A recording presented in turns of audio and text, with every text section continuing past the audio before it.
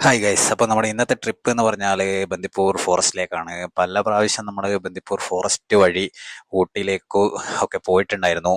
അപ്പോൾ ഈ അടുത്ത കാലത്താണ് അവിടെ സ്റ്റേ ചെയ്ത് മൃഗങ്ങളെയൊക്കെ സ്പോട്ട് ചെയ്യാൻ പറ്റിയൊരു സ്ഥലമുണ്ട്, അതും ഗവൺമെൻറ് തന്നെ നേരിട്ട് പ്രൊവൈഡ് ചെയ്യുന്ന ഒരു സ്റ്റേ ഉണ്ട് എന്നുള്ളത് അറിഞ്ഞത്.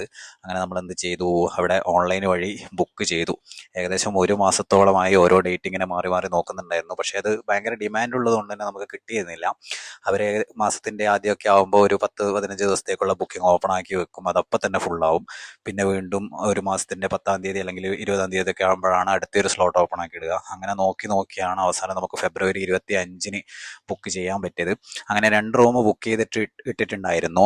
ഒരു റൂമിൽ 2 പേര് ആണ് അവർ അലോ ചെയ്യുന്നത്. എക്സ്ട്രാ ബെഡായിട്ട് ഒരാൾ കൂടി നമുക്ക് വേണമെങ്കിൽ ആ ബുക്കിംഗ് സമയത്ത് തന്നെ ഓപ്ഷൻ കൊടുക്കാം, അല്ലെങ്കിൽ ചെക്ക് ഇൻ ചെയ്യുമ്പോൾ കൊടുത്താലും മതി. അപ്പോൾ 2 റൂം വനശ്രീ 1 and 2 ആണ് നമ്മൾ ബുക്ക് ചെയ്തിട്ടുള്ളത്. അപ്പോൾ നിങ്ങൾ ശ്രദ്ധിക്കേണ്ട കാര്യം, ബുക്ക് ചെയ്യുമ്പോൾ വനശ്രീ റോഡ് സൈഡിനോട് ചേർന്നിട്ടാണ് ഉള്ളത് ആ ഒരു കോട്ടേജ് ഉള്ളത്.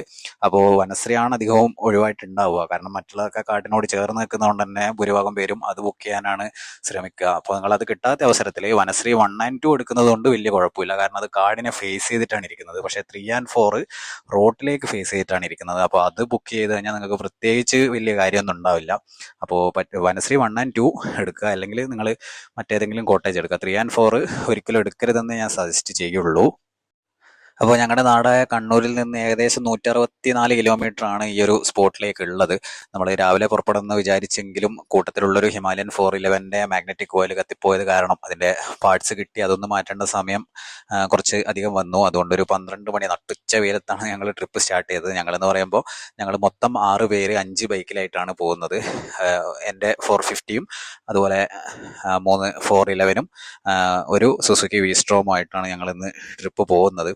അപ്പോൾ വയനാട് ചുരം ഇപ്പോൾ കയറി തുടങ്ങിയിട്ടുണ്ട്. ഇത് നമ്മുടെ പേരിയയിൽ നിന്ന് നെടുമ്പയിൽ നിന്ന് തുടങ്ങുന്ന ചുരമാണ്.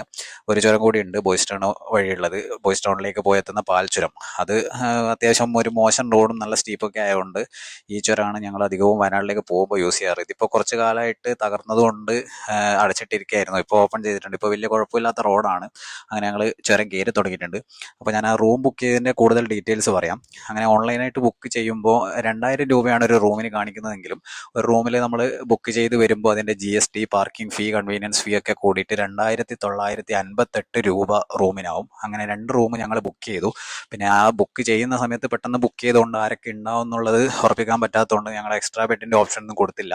പക്ഷെ അവിടെ പോയിട്ട് എക്സ്ട്രാ ബെഡ് ഒന്നിന് 550 രൂപ പെർ പേഴ്സൺ ആണ് വരുന്നത്. അതവിടെ പോയിട്ട് കൗണ്ടറിൽ നിന്ന് പേ ചെയ്യാൻ ഉള്ളതേ ഉള്ളൂ. ആധാർ കാർഡ് നമ്മൾ കരുതണം. ബുക്കിങ്ങിൻ്റെ പ്രിൻ്റ് ഔട്ടൊന്നും ആവശ്യമില്ല.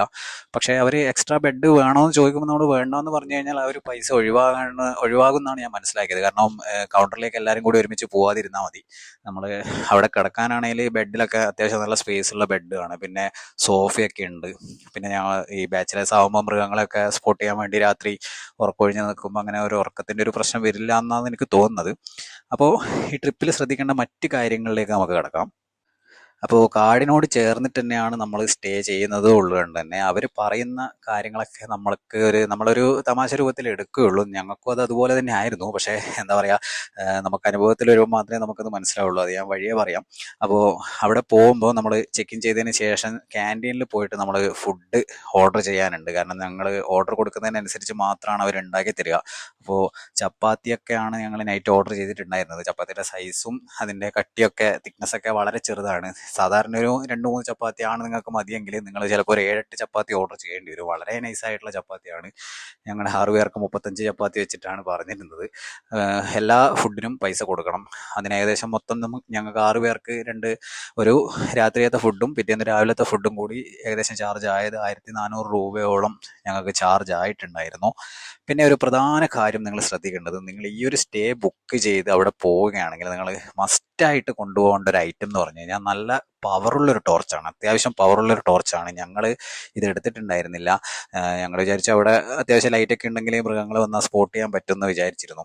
പക്ഷേ ഈ ടോർച്ച് ഇല്ലാത്തത് കൊണ്ട് തന്നെ രാത്രി ഞങ്ങൾക്കായിട്ട് ഒന്നും അങ്ങനെ സ്പോട്ട് ചെയ്യാൻ പറ്റിയില്ല. മറ്റുള്ളവരുടെ വെളിച്ചത്തിൽ ഞങ്ങൾ കണ്ടു എന്നല്ലാതെ നമുക്ക് ടോർച്ച് ഉണ്ടെങ്കിൽ മാത്രമേ നമുക്ക് നമ്മുടെ സൗകര്യത്തിന് അടിച്ച് നോക്കാൻ പറ്റുള്ളൂ. പക്ഷേ മൃഗങ്ങളെയൊക്കെ അത്യാവശ്യം സ്പോട്ട് ചെയ്തിരുന്നു. അപ്പോൾ അതൊക്കെ നമുക്ക് മുന്നോട്ടുള്ള വീഡിയോസിൽ കാണാം.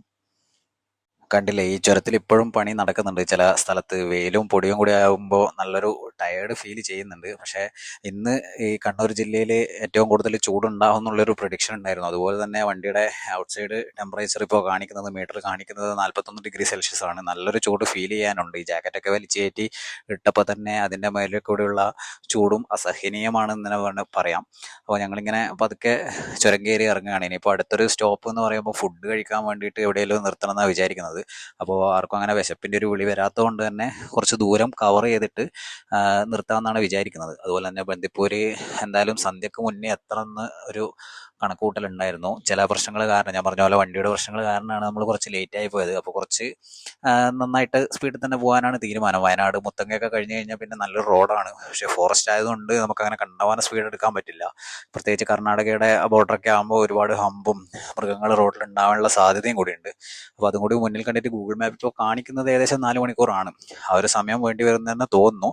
വൈകുന്നേരം ഒരു 5:30-6 മണിയോടുകൂടി അവിടെ എത്തിച്ചേരാൻ പറ്റുമെന്ന് പ്രതീക്ഷിക്കുന്നത്. ഇപ്പോൾ ഫുഡൊക്കെ കഴിക്കാൻ നിർത്തുമ്പോൾ നമ്മൾ വീണ്ടും ഡിലേ ആവും. അപ്പോൾ നമുക്ക് ബത്തേരിയിൽ നിന്ന് ഫുഡ് കഴിക്കാമെന്നാണ് വിചാരിച്ചത്. അങ്ങനെ ഞങ്ങൾ ബത്തേരിയിലെ ഫേമസ് ആയ മത്തായിസ് റെസ്റ്റോറൻറ്റിലാണ് കയറിയത്. ബിരിയാണിയൊക്കെ ഓർഡർ ചെയ്ത് കഴിച്ചു. പോകുന്ന വഴിക്ക് ഒരുപാട് മയിലിനെ സ്പോട്ട് ചെയ്തിരുന്നു. അതുപോലെ ഒരു ആനക്കൂട്ടത്തിൻ്റെ മുന്നിലും ഞങ്ങൾ പെട്ടു. പക്ഷേ അത് ഞങ്ങൾക്ക് വീഡിയോ എടുക്കാൻ സാധിച്ചില്ല. ആനക്കൂട്ടം റോഡ് ക്രോസ് ചെയ്യായിരുന്നു. ഇവർ സൈഡിൽ ഒന്നും ഡിസ്റ്റർബ് ചെയ്യാതെ നിൽക്കുകയായിരുന്നു. അങ്ങനെ ഞങ്ങൾ എന്ത് ചെയ്തു, ബന്ദിപ്പൂരിൻ്റെ ആദ്യത്തെ ഒരു പോയിന്റ് എന്നുള്ള നിലയിൽ ആ സഫാരി സ്റ്റാർട്ട് ചെയ്യുന്ന പോയിന്റിൽ ഞങ്ങൾ എത്തി കുറച്ച് സമയം റെസ്റ്റ് ചെയ്തു. ഇവിടുന്ന് 7 കിലോമീറ്റർ ആണ് ഈ ഒരു സ്ഥലത്തേക്ക്, ഞങ്ങൾ നിൽക്കാൻ പോകുന്ന സ്ഥലത്തേക്ക്. അപ്പോൾ ഇതാണ് ഇതിൻ്റെ റിസർവേഷൻ ഓഫീസും ആ ഒരു പരിസരമൊക്കെയാണ് നിങ്ങൾ ഈ കാണുന്നത്. ഇവിടെ എത്തിയിട്ടാണ് നമ്മൾ ചെക്ക് ഇൻ ചെയ്യേണ്ടത്. ഇവിടെ ഒരുപാട് കുരങ്ങിനെയും ആനകളൊക്കെ നമുക്ക് കാണാൻ വേണ്ടി പറ്റും. ഞങ്ങൾ എത്തുന്ന സമയത്ത് ഇവിടെ ഓഫീസിൽ ആരും ഇല്ലാത്തതുകൊണ്ട് തന്നെ ഏകദേശം ഒരു അരമണിക്കൂറോളം ഞങ്ങൾക്ക് വെയിറ്റ് ചെയ്യേണ്ടി വന്നു. ഞങ്ങൾ അവിടെ ഇരുന്നുകൊണ്ട് സ്ഥലവും പരിസരമൊക്കെ വീക്ഷിച്ച് അങ്ങനെ അവിടെ നിന്നു. കുറേ കഴിഞ്ഞിട്ടാണ് ഇതിൻ്റെ ഒരാൾ വന്നത്. അങ്ങനെയാണ് നമുക്ക് ചെക്ക് ഇൻ ചെയ്യാൻ പറ്റിയത്. അവർ റൂമിലേക്ക് നമ്മുടെ ബഗ്ഗിയിലാണ് കൊണ്ടാക്കിയത്. കാരണം നടന്നു പോകുന്നത് കുറച്ച് റിസ്ക് ആണ്. ഏത് സമയത്തും ഈ ടയറൊക്കെ ഉണ്ടാവാന്നുള്ളത് കൊണ്ട് തന്നെ അവരുടെ ബഗ്ഗിയിലാണ് ഞങ്ങളെ റൂമിലേക്ക് അവർ കൊണ്ടുപോയിട്ടുണ്ടായിരുന്നത്. അതുപോലെ നമുക്ക് ആവശ്യമായ നിർദ്ദേശങ്ങളും അവർ തന്നിരുന്നു. രാത്രി പുറത്തിറങ്ങാൻ പാടില്ല, റൂമിൻ്റെ ഡോറ് ലോക്ക് ചെയ്തുകൊണ്ട് അവിടെ തന്നെ ഇരിക്കണം എന്ന് പറഞ്ഞിരുന്നു. രാത്രിയിലേക്കുള്ള ഫുഡ് ഓർഡർ ചെയ്ത് അത് കിട്ടാൻ വേണ്ടിയുള്ള ഒരു കാത്തിരിപ്പാണ് നിങ്ങളിപ്പോൾ കാണുന്നത്.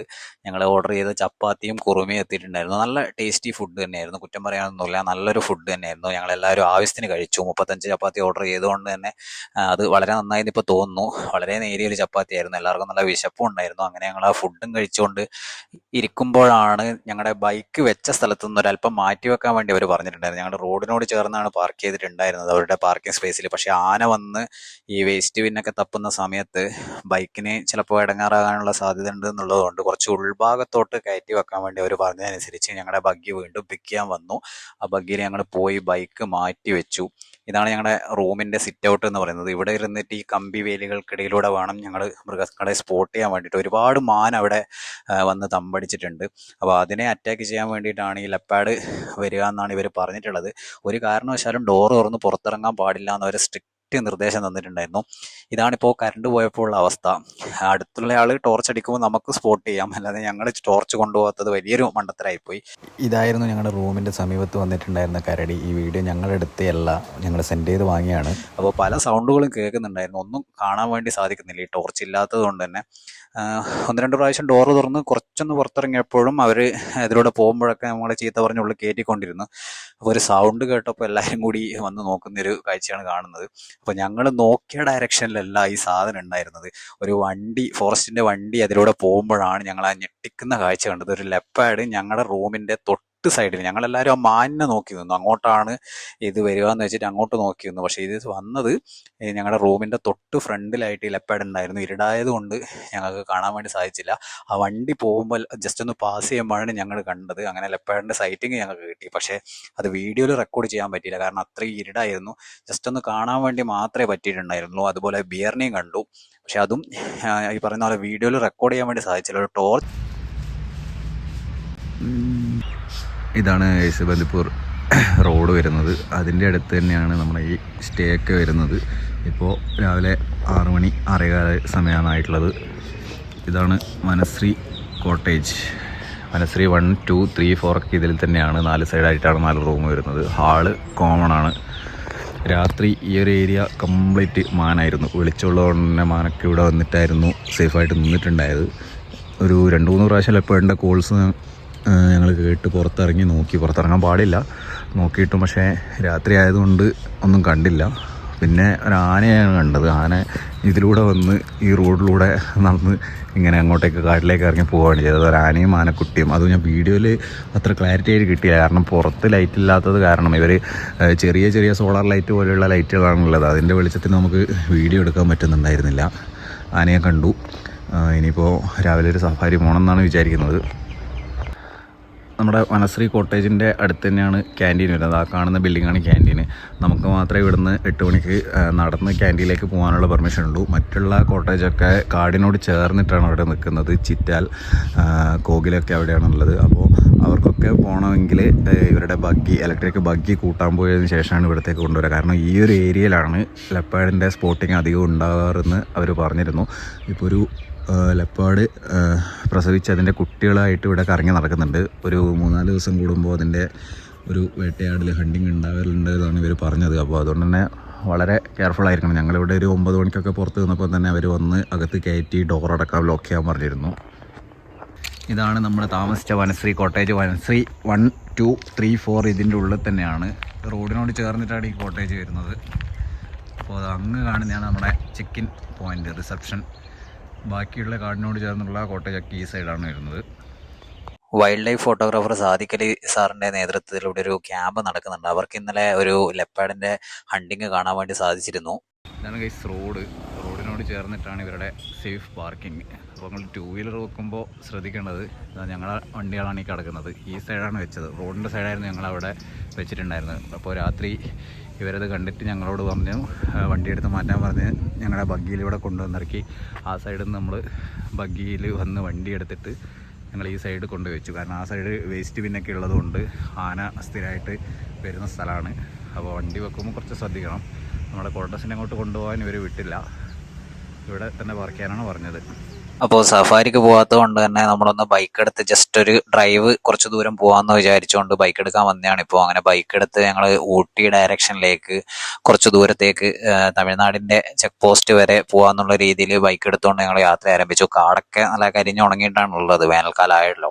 അതുകൊണ്ട് ഫയർ ലൈന് തെളിക്കുന്ന ജോലിയൊക്കെ നടക്കുന്നുണ്ട്. അതുപോലെ തന്നെ വലിയൊരു പച്ചപ്പൊന്നും കാണില്ല. ഒരുപാട് മയിലിനെയും മാനിനെയും കുറച്ച് ആനയൊക്കെ ഞങ്ങൾ ഈ ഒരു റൈഡിൽ സ്പോട്ട് ചെയ്തു. അപ്പോൾ നിങ്ങൾ ഈ ഒരു റൂട്ടിൽ വരികയാണെങ്കിൽ മൃഗങ്ങളെ സ്പോട്ട് ചെയ്യുന്നുള്ള കാര്യത്തിൽ യാതൊരു സംശയവും വേണ്ട. അതിൽ ഭാഗ്യമുണ്ടെങ്കിൽ നിങ്ങൾക്ക് ടൈഗർ, ലെപ്പാഡ്, ബിയർ അങ്ങനെ കുറച്ച് അധികം കോമൺ അല്ലാത്ത മൃഗങ്ങളെ സ്പോട്ട് ചെയ്യാൻ പറ്റും. ആനയൊക്കെ ഷുവറായിട്ടും ഈ ഒരു റൂട്ടിൽ ഉണ്ടാവുന്നുള്ള കാര്യത്തിൽ യാതൊരു സംശയവും വേണ്ട. കാരണം നല്ലൊരു എന്താ പറയുക, ഏറ്റവും കൂടുതൽ ആനിമൽ സ്പോട്ടുള്ള ഫോറസ്റ്റാണ് ഇതെന്ന് ഞാൻ മനസ്സിലാക്കിയിട്ടുള്ളത്. കർണാടകയുടെ റേഞ്ച് കഴിഞ്ഞ് കഴിഞ്ഞാൽ പിന്നെ തമിഴ്നാടിൻ്റെ ഫോറസ്റ്റ് എത്തും. മുതുമല ഫോറസ്റ്റ് ആ ഒരു റേഞ്ചിലും നല്ല രീതിയിൽ നമുക്ക് മൃഗങ്ങളെ സ്പോട്ട് ചെയ്യാൻ വേണ്ടി സാധിക്കും. അപ്പോൾ എന്താ ചെയ്യുക, നമ്മളിപ്പോൾ ഒരു കേരളത്തിൽ നിന്ന് വരുന്ന ആൾക്ക് കർണാടകയും തമിഴ്നാടും അങ്ങനെ 2 സ്റ്റേറ്റ് കയറിയിട്ട് റൗണ്ട് ട്രിപ്പ് അടിക്കാൻ പറ്റിയ നല്ലൊരു റോഡ് ട്രിപ്പ് ആയിരിക്കും ഈ ഒരു വഴി നിങ്ങൾ വരികയാണെങ്കിൽ. അപ്പോൾ അതുപോലെ തന്നെ ബന്ദിപ്പൂർ ഫോറസ്റ്റിൻ്റെ സ്റ്റേ ഒരിക്കലും നിങ്ങളെ നിരാശപ്പെടുത്തില്ല. അവിടെ എങ്ങനെയായാലും നല്ലൊരു എക്സ്പീരിയൻസ് ആയിരിക്കും നിങ്ങൾക്ക്. വളരെ ബേസിക് ആയൊരു റൂമാണ്, ലക്ഷറി ആയിട്ട് താമസിക്കാമെന്ന് നിങ്ങൾ വിചാരിക്കേണ്ട. പക്ഷേ അവിടെ ആ ഒരു സൗകര്യത്തിൽ മൃഗങ്ങളെ സ്പോട്ട് ചെയ്തുകൊണ്ട് രാത്രിയൊക്കെ നിൽക്കുക എന്ന് പറയുന്നത് വേറെ തന്നെ ഒരു എക്സ്പീരിയൻസ് ആണ്. ലൈഫിൽ ഒരു പ്രാവശ്യമെങ്കിലും നിങ്ങളതൊന്ന് എക്സ്പീരിയൻസ് ചെയ്യണം. ഇതിപ്പോൾ റിനോവേഷൻ വർക്ക് കഴിഞ്ഞ ചിറ്റൽ കോട്ടേജ് ആണ്. ഇതാണ് ഏറ്റവും കാടിനോട് ചേർന്ന് നിൽക്കുന്നത്. ഇവിടെ നമ്മളിങ്ങനെ നിൽക്കുന്ന സമയത്ത് ഒരു സംഭവം ഉണ്ടായിട്ടുണ്ടായിരുന്നു, ടൈഗറിന്റെ റോറിങ്. സ്കൂളിലെ പുസ്തകത്തിൽ പഠിച്ചത് അതുപോലെ തന്നെ ടി വിയിലൊക്കെ കേട്ടതുമായ ഒരു സൗണ്ടാണ് നേരിട്ട് കേട്ടത്. ഞങ്ങളൊന്ന് കിടുങ്ങിപ്പോയി. പക്ഷേ ഫോറസ്റ്റ് വാച്ചർ പറഞ്ഞു അത് 1 കിലോമീറ്റർ ദൂരത്തോളം ഇതിൻ്റെ ആ ഒരു സൗണ്ട് കേൾക്കാൻ പറ്റും. അപ്പോൾ കുറച്ച് ദൂരെയായിട്ടാണ് അത് ഉണ്ടാവുക, അടുത്തുണ്ടാവില്ല, പേടിക്കണ്ടെന്ന് അവർ പറഞ്ഞിരുന്നു. ഞങ്ങൾ അതുകൊണ്ട് അധികം മുന്നോട്ട് പോയില്ല. കുരങ്ങന്മാരൊക്കെ ആ സൗണ്ട് കേട്ടപ്പോൾ ചെതറി ഓടുന്നുണ്ടായിരുന്നു. അതെനിക്ക് വീഡിയോയിൽ കിട്ടിയില്ല. ഈ വീഡിയോ റെക്കോർഡ് ചെയ്ത് കഴിഞ്ഞതിന് ശേഷമാണ് ആ ഒരു സൗണ്ട് ഉണ്ടായത്. നിന്ന നിൽപ്പിൽ ഞങ്ങളൊന്ന് ഷോക്കായി പോയിരുന്നു. ഇവിടെ ഒരുപാട് കോട്ടേജ് ഇങ്ങനെ റെനോവേഷന് വേണ്ടി അടച്ചിട്ടിട്ടുണ്ട്. പാപ്പി അങ്ങനെ ഒരുപാട് കോട്ടേജാണ് ഇതൊക്കെ ഒന്നും ഇപ്പോൾ ഓപ്പൺ അല്ല. ഇതൊക്കെ വർക്കിന് ശേഷം എത്രയും പെട്ടെന്ന് തന്നെ തുറക്കുമെന്നാണ് അവർ പറഞ്ഞിട്ടുള്ളത്. ഇവിടെ അതുപോലെ ഒരു ഗജേന്ദ്ര എന്ന് പറഞ്ഞ VIP മാത്രമുള്ളൊരു കോട്ടേജ് കൂടി ഉണ്ട്. അപ്പോൾ നമ്മുടെ മോർണിംഗ് ബ്രേക്ക്ഫാസ്റ്റ് റെഡി ആയിട്ടുണ്ട്. പൂരിയും കുറുമയാണ് ഞങ്ങൾക്ക് കിട്ടിയിരുന്നത്. നല്ലൊരു ഫുഡ് തന്നെ ആയിരുന്നു അവിടെ ഉള്ളത്. പിന്നെ ഞങ്ങൾ മടങ്ങി വരുന്ന വഴിയിൽ ഒരു ഹോട്ടലിൽ കയറി മസാല ദോശയും ഊത്തപ്പവും അങ്ങനെയുള്ള കുറച്ച് ഫുഡ് കൂടി കഴിച്ചു. കാരണം ആ പൂരി തിന്നിട്ട് എവിടെയൊന്നും ആയിട്ടുണ്ടായിരുന്നില്ല. അപ്പോൾ ഗൈസ്, അത്രയൊക്കെ ഉള്ളൂ നമ്മുടെ ഈ ഒരു ചെറിയ യാത്രയുടെ വിശേഷം. നിങ്ങൾക്ക് എന്തെങ്കിലും സംശയവും കാര്യങ്ങളുണ്ടെങ്കിൽ കമൻറ്റ് ബോക്സിൽ ചോദിക്കാം. അപ്പോൾ ഓക്കെ, ബൈ.